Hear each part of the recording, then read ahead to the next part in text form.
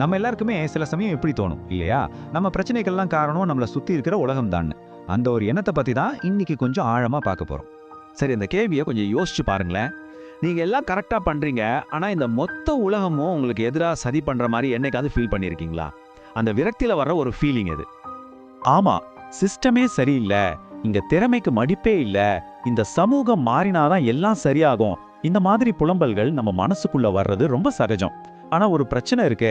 இப்படி வெளியில இருக்கிற விஷயங்களே குறை சொல்லிக்கிட்டு இருந்தா கடைசியில நம்ம கையில எதுவுமே இல்ல, நம்மளால எதையுமே மாத்த முடியாதுன்னு ஒரு கையறு நிலைக்கு போயிடுவோம். இந்த மனநிலையை நாம இன்னும் நல்லா புரிஞ்சுக்க வாங்க ரெஹான் ஒரு பையனோட சின்ன கதையை பார்க்கலாம். அவனும் சரியா இதே மாதிரிதான் யோசிச்சுக்கிட்டு இருக்கான். இதான் நம்ம ரெஹான். நிறைய வேலைக்கு அப்ளை பண்ணி ஒண்ணு கூட கிடைக்கல. அதனால பயங்கர விரக்தி, கோபம், நம்பிக்கையெல்லாம் போயிடுச்சு. அவன் என்ன நினைக்கிறான்னா, தப்பு அவன் மேல இல்ல, இந்த நாடு, இந்த சமூகம், இந்த சிஸ்டம் மேலதான உறுதியா நம்புறான். ஆனா இப்போ கதையில ஒரு சின்ன ட்விஸ்ட். அவங்க அப்பா கேட்க போற ஒரு சாதாரண கேள்வி அவனோட மொத்த பார்வையுமே மாத்த போகுது. என்ன அந்த கேள்வி? ரெஹானோட அப்பா ரொம்ப சிம்பிளா அவனு கேட்கிறாரு, டேய், நீ ஜெயிக்கிறதுக்கு இந்த சமூகம் மாறணுமா, இல்ல உன் வாழ்க்கை நல்லா இருக்க நீ மாறணுமா? பாருங்க இந்த கேள்வி எவ்வளவு பவர்ஃபுல்னு. வெளியில காரணத்தை தேடாத, உனக்குள்ள பாருன்னு சொல்லாம சொல்லுது. அவரோட பாயிண்ட் ரொம்ப சிம்பிள். ரெஹான் உலகத்தையே சரி பண்ணணும்னு பேசிட்டு இருக்கான். ஆனா அவனோட கண்ட்ரோல்ல இருக்க சின்ன சின்ன விஷயங்களையே அவன் கவனிக்கல. உதாரணத்துக்கு டெய்லி காலையில 10 மணிக்கு எழுந்துக்கிறது, புதுசா எந்த ஒரு ஸ்கில்லையும் கத்துக்காம இருக்கிறது, இந்த மாதிரி விஷயங்கள் எல்லாம் அவன் கண்டுக்கவே இல்லை. ரெஹானோட அக்கா சொன்ன இந்த விஷயம் நம்மள ரொம்ப முக்கியமான ஒரு இடத்துக்கு கூட்டிட்டு போகுது. அதுதான் குர்ஆன்ல அல்லாஹ் சொல்ற மாற்றத்துக்கான ஒரு அடிப்படையான விதி. குர்ஆன்ல சூர அர் ராத்ல வர்ற 11வது வசனம் இது.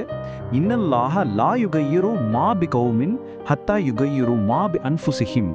இதோட அர்த்தம் ரொம்ப ஆழமானது. அது என்ன சொல்லுதுன்னா, நிச்சயமா ஒரு சமூகம் தங்களோட நிலையை தாங்களே மாத்திக்காத வரைக்கும் அல்லாஹ் அவங்களோட நிலையை மாத்துறதில்ல.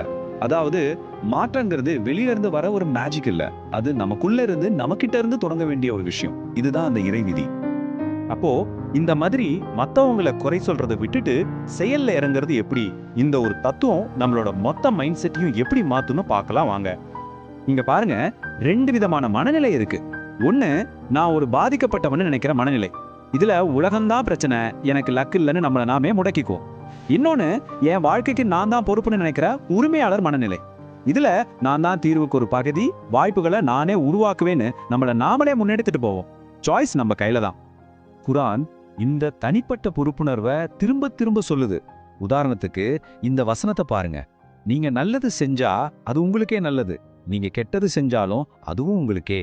எவ்வளவு நேரடியான வார்த்தைகள் பாருங்க. அதே மாதிரி யாரெல்லாம் முயற்சி செய்றாங்களோ அவங்க அவங்களோட ஆன்மாவுக்காகவே முயற்சி செய்றாங்கன்னு குர்ஆன் சொல்லுது. நம்மளோட ஒவ்வொரு முயற்சியும் நமக்கானதுதான், நம்ம எதிர்காலத்துக்கான ஒரு இன்வெஸ்ட்மெண்ட் மாதிரி. கடைசியா இந்த வசனத்தையும் கவனிங்க. தன்னைத்தானே தூய்மைப்படுத்திக்கிறவர் தன் சொந்த நன்மைக்காகவே அதை செய்கிறார். நம்மளை நாமளே சரி செஞ்சுக்கிறது, நம்மளை நாமளே மேம்படுத்திக்கிறது எல்லாமே முதல்ல நமக்காகத்தான். இந்த விஷயங்களை கேட்டதுக்கு அப்புறம் ரெஹானுக்கு புரியுது, உலகத்தை குறை சொல்றதை விட்டுட்டு சரி என் வாழ்க்கைக்கு நானே பொறுப்பேத்துக்கிறேன்னு ஒரு முடிவுக்கு வரான். சரி, தேரியெல்லாம் ஓகே, ஆனா பிராக்டிக்கலா இதை எப்படி பண்றது? இந்த உள்மாற்றத்துக்கான பயணத்தை எப்படி ஆரம்பிக்கிறது? இதுக்கு ஒரு சிம்பிளான உருவகம் இருக்கு. உன் உலகத்தை மாத்தணும்னா முதல்ல உன் ரூமை சுத்தம் பண்ணுன்னு சொல்லுவாங்க. ரெஹானா தான் பண்றான். முதல்ல அவனோட அலங்கோலமான ரூமை சுத்தம் செய்ய ஆரம்பிக்கிறான். இது பார்க்க சின்ன விஷயமா இருக்கலாம், ஆனா இது ஒரு பெரிய மாற்றத்தோட முதல் படி. நம்ம கட்டுப்பாட்டுல இருக்கிற விஷயங்களை சரி செய்ய ஆரம்பிக்கிறது. அப்போ நீங்க உங்க மாற்றத்தை எப்படி தொடங்கலாம்? இதோ ஒரு சிம்பிள் 3 ஸ்டெப் பிளான். 1, மத்தவங்களை குறை சொல்றத உடனே நிறுத்துங்க. உங்க கண்ட்ரோல்ல என்ன இருக்குன்னு யோசிங்க. 2, உங்களுக்குள்ள பாருங்க. ஒரே ஒரு பழக்கத்தை, ஒரு சின்ன விஷயத்தை மாத்தணும்னு முடிவு பண்ணுங்க. 3, அந்த ஒரு சின்ன அடியை இன்னைக்கே எடுத்து வைங்க. ஒரே ஒரு செயல், ஆனா அது ஒரு பெரிய பயணத்தோட ஆரம்பம். அதனால எப்பவும் ஞாபகம் வச்சுக்கோங்க, மாற்றம் உங்களிலிருந்து தொடங்கட்டும். உண்மையான நிலைச்சு நிக்கிற மாற்றம் நம்மள நாம மாத்திக்கணும்னு முடிவு பண்ற அந்த நொடியில தான் ஆரம்பிக்குது. இந்த விளக்கத்தை முடிக்கிறதுக்கு முன்னாடி உங்ககிட்ட ஒரு கேள்வி. சிஸ்டம், சமூகம், மத்தவங்க இதெல்லாம் கொஞ்ச நேரம் மறந்துட்டு உங்களுக்குள்ளே கேளுங்க. இன்னைக்கு இப்போதே என்னால மாத்தக்கூடிய அந்த ஒரு சின்ன விஷயம் என்ன?